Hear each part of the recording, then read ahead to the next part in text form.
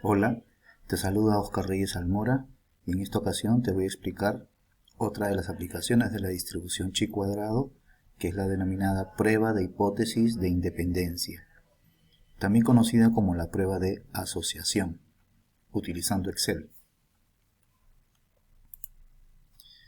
Este es el caso que vamos a comentar el día de hoy, siempre basado en la misma matriz de datos que tiene que ver con datos recogidos por la Superintendencia de Banca y Seguros.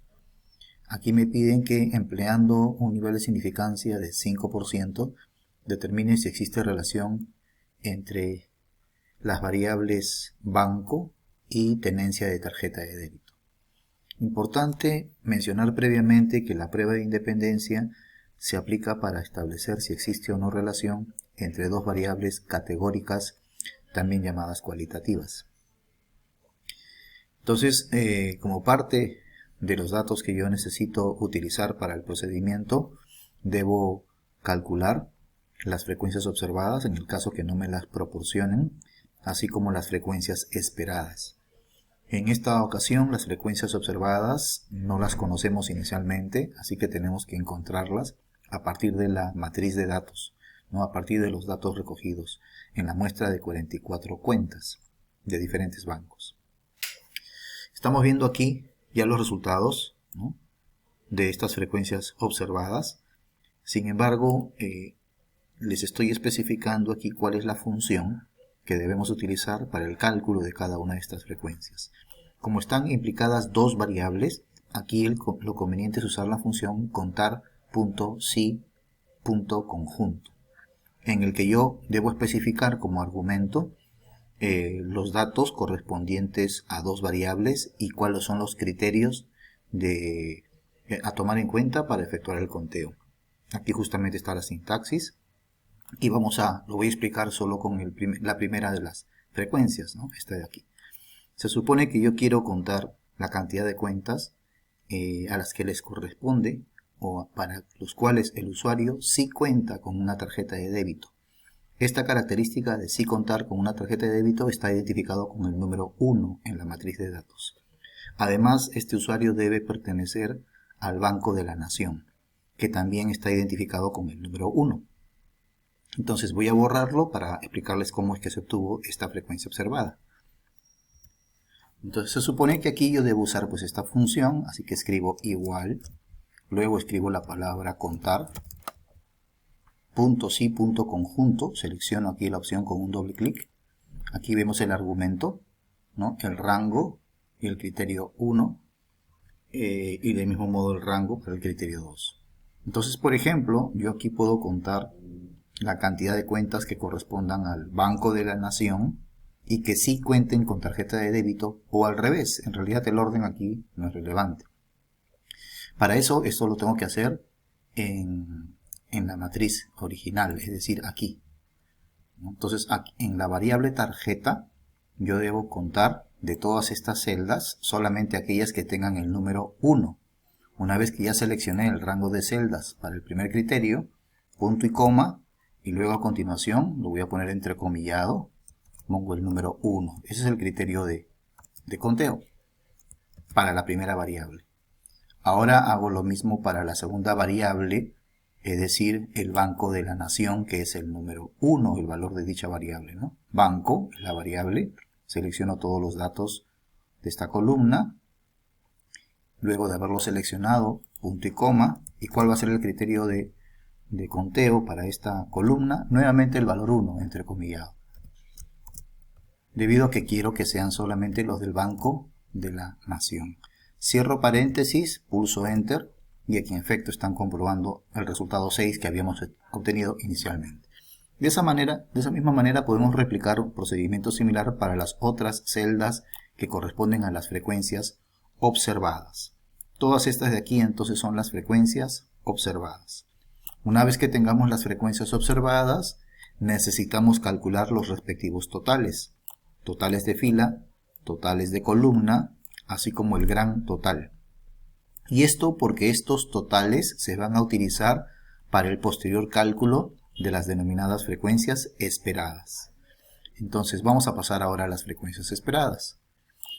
A cada frecuencia observada le va a corresponder una frecuencia observada. Son las que tenemos aquí. Pero voy a explicarles cuál fue el procedimiento para encontrar cada una de estas frecuencias esperadas. Aquí está la fórmula. Para encontrar una frecuencia esperada, yo necesito multiplicar el total de la fila respectiva, o sea, de la celda respectiva, por el total de la columna respectiva, dividido entre el total general.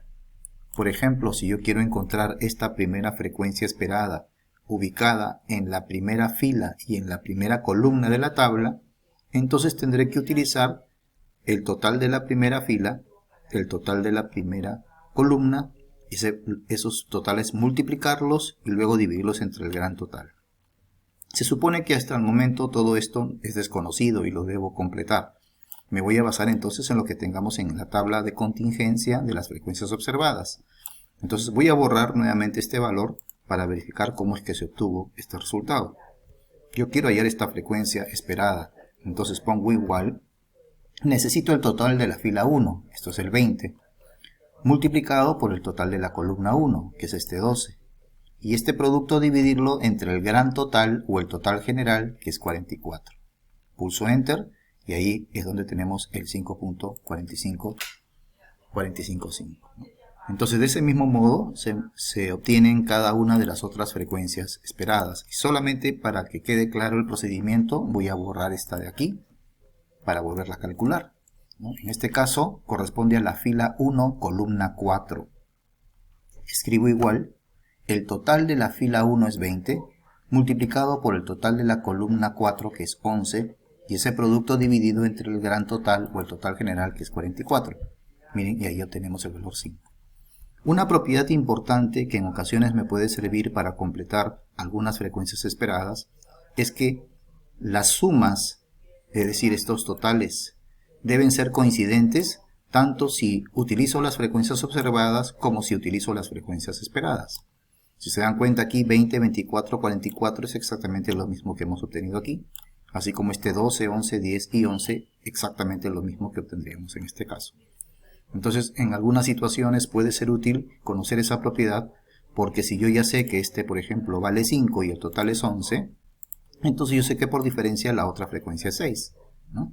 De ese mismo modo yo podría en algunos casos obtener de manera más rápida las frecuencias esperadas. Una vez que tenemos ya las frecuencias esperadas calculadas, vamos a encontrar las denominadas contribuciones al chi cuadrado. Y esas contribuciones al chi cuadrado se obtienen mediante esta fórmula. A cada frecuencia observada le debemos restar la respectiva frecuencia esperada, esa diferencia elevarla al cuadrado para luego dividirla entre la respectiva frecuencia esperada. Por ejemplo, aquí nuevamente voy a borrar la primera casilla para ver cómo es que se obtuvo ese resultado. Yo quiero hallar la contribución al chi cuadrado que corresponde a esta celda, es decir, fila 1, columna 1. Escribo igual, abro paréntesis, lo primero que debo colocar es la frecuencia observada, que es este 6, ¿no? Restarle la respectiva frecuencia esperada, que es este resultado que obtuvimos, 5.45 y demás. Cierro paréntesis, esto lo elevo al cuadrado, puedo usar la función potencia, por ejemplo, o si no, directamente el símbolo, que es el que me permite elevar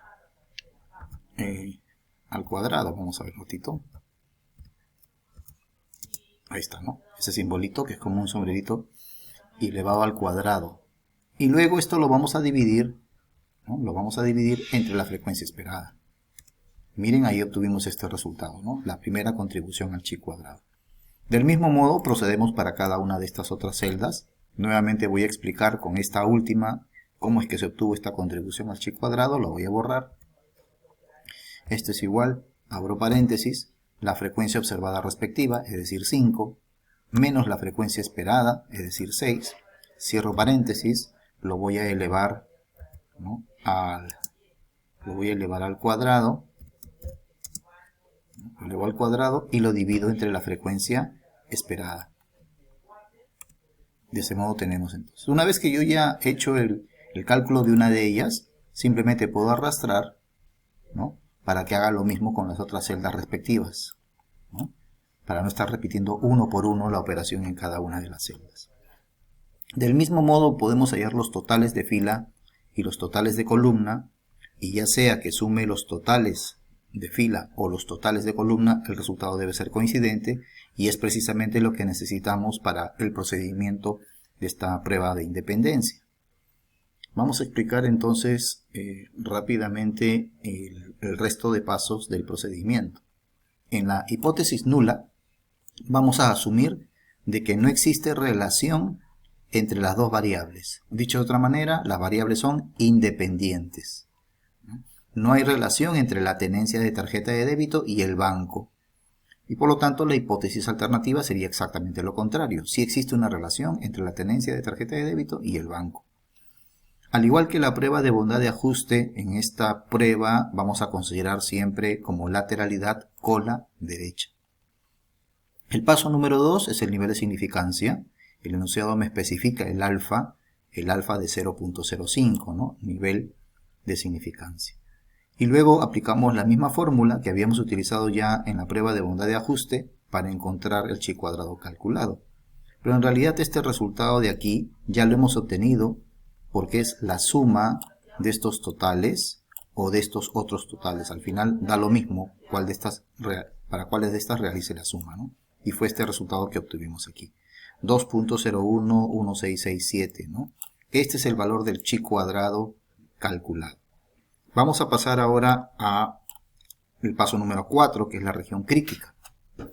Para utilizar una función de Excel para determinar el valor crítico teórico o tabulado, yo necesito conocer previamente los grados de libertad. Y en el caso de la prueba de independencia, los grados de libertad dependen del tamaño de la tabla de contingencia.